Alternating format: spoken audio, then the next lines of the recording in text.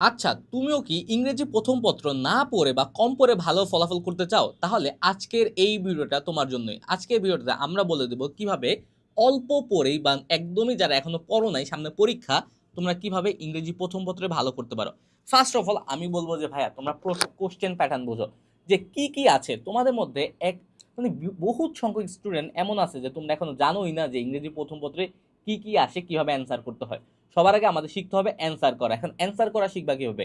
Simply হচ্ছে model test দেওয়া লাগবে। কয়েকটা মডেল টেস্ট দিলে, ২টা বা ১টা মডেল টেস্ট দিলে তোমরা বুঝবা যে তোমাদের তোমাদের যে প্রিপারেশন আছে ওটা কি খারাপ অবস্থা। কারণ হচ্ছে তুমি এখন অল্প করে পাস করতে চাচ্ছ।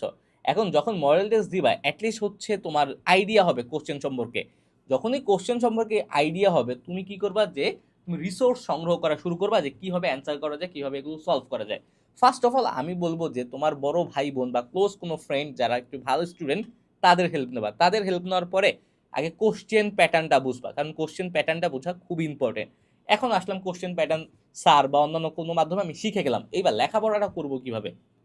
ফার্স্ট অফ অল এইচএসসি ২৭ তোমরা হচ্ছে ইন ডিটেলস পড়বা, আর এইচএসসি ২৬ তোমরা কি করবা, তোমরা ফার্স্ট অফ অল শিখবা যে কিভাবে সিন প্যাসেজ যদি কমন না পড়ে অ্যান্সার করতে হয়, কিভাবে আনসিন প্যাসেজ কমন না পড়লে অ্যান্সার করা লাগে।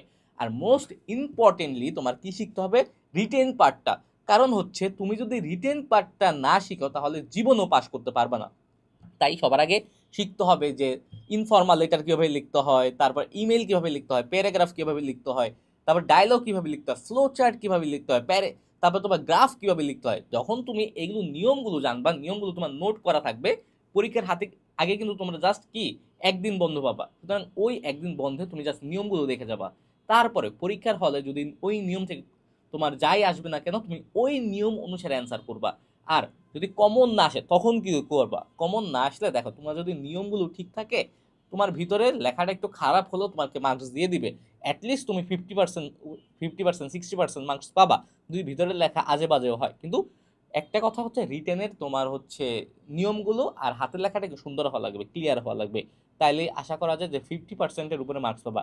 এইভাবে প্রত্যেকটা রিটেনেই যদি তুমি 50%-এর উপরে মার্কস পাও, তোমার পাস নাম্বারটা কিন্তু অ্যাটলিস্ট চলে আসতেছে।